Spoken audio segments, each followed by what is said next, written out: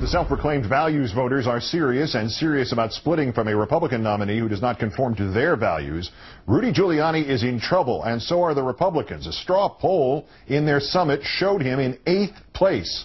We think Hillary Clinton was in 10th place. Our fourth story in the Countdown: philosophical debate and the other kind, too, for the GOP. The semi-organized argument of the week from Orlando, Florida, found the Republican candidates trying to distinguish themselves from President Bush, many of them sounding more hawkish about, say, Iran and Russia. Senator John McCain said that Russian President Vladimir Putin is, quote, a dangerous person. And Rudy Giuliani declared that a nuclear-armed Iran is more dangerous than is going to war to prevent Iran from having a nuclear weapon, even though military action would be a last resort. Sound familiar? But even war talk seemed to take a backseat to Clinton bashing and to sharpening the knives on each other. Mayor Giuliani believes in federal funding for abortion. He believes in sanctuary cities. He's for gun control. He supported Mario Cuomo, a liberal Democrat, against a Republican who's running for governor, then opposed the governor's tax cuts when he was there. So I just simply disagree with him on those issues, and he sides with Hillary Clinton on each of those issues I just mentioned. You know, Fred has his problems, too. The senator has never had executive responsibility. He's never had the weight of people's safety and security on his shoulders. Governor Romney, you've been spending the last year trying to fool people about your record. You can't. I don't want you to start fooling them about mine. I stand on my record. I stand on my record of a conservative.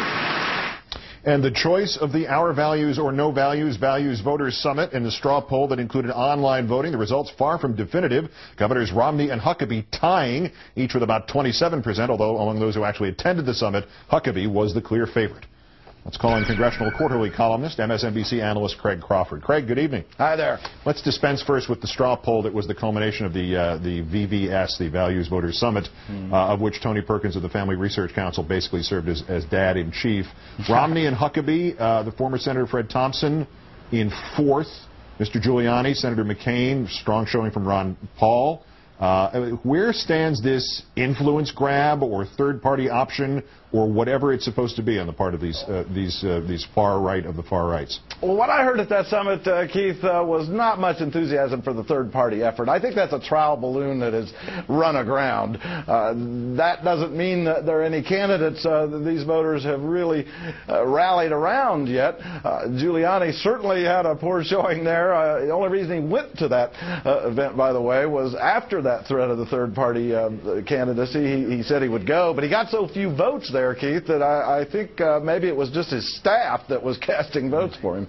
So where does that group of that 25-26% of the Republican Party, at least as it's constituted now, where do they go? Are they looking for somebody else, or are they just now, holding an empty gun, trying to get whatever they maybe get Secretary of the Interior out of the presidential candidate of the Republican choice? Well, the most recent scientific poll, as opposed to a straw poll that we have on that, is CBS had one a few days ago showing Fred Thompson 10 points ahead of Giuliani and McCain, who were basically tied that far behind him.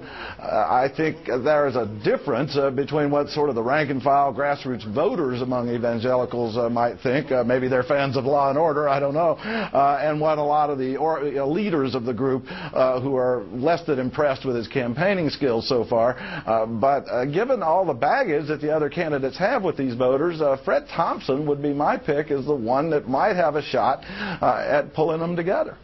To the debate, the Orlando debate, where the Republican contenders fought against the very notion of Senator Clinton, or as Senator Clinton as President Clinton, by taking them so very seriously, are they paradoxically playing into her hands, as in the paraphrase of the old Churchill thing, judge a person by the seriousness of his or her enemies? All right, I was at the debate. I counted 29 times her name came up, and I might have actually missed a few. I was saying the big winner of the Republican debate last night was Hillary Clinton in terms of how many times her name was mentioned, more often than Ronald Reagan, whose name's often invoked. Now, on the flip side of what you're saying, a lot of Democrats would argue, hey, this is proof how polarizing she is and how dangerous she would be as a nominee.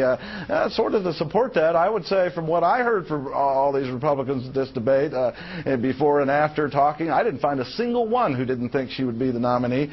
I don't know what they will do if she isn't the nominee. I think think it would confuse the Republican Party. They're so adamantly convinced that that's who they'll be running against. Yeah, there'll be a whole re-education program, and the 2-minute hate will have to be rededicated to somebody. They'll work her in anyway. It probably won't take too long. Senator McCain brought up Senator Clinton's support of a Woodstock museum, which was odd enough as it was, but then he segued in what the biggest applause line of the night in referring to Woodstock. Let's play that first. Now, my friends, I wasn't there.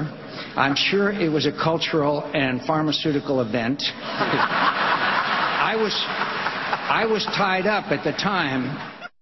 Now, obviously, that worked wonderfully with that audience, and it gave everybody kind of the chills of the reality of what the world was like in 1969 if you were in Woodstock, New York, or in the Hanoi Hilton.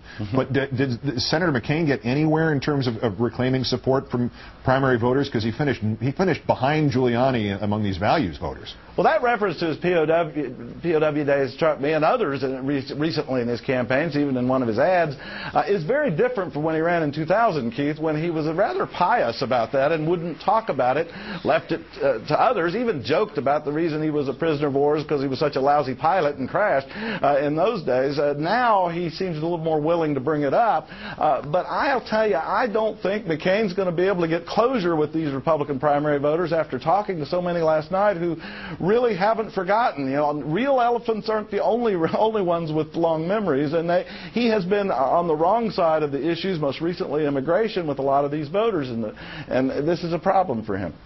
Craig Crawford of MSNBC and Congressional Quarterly reviewing the big weekend among the Republicans. Great, thanks, Craig. Good to be here.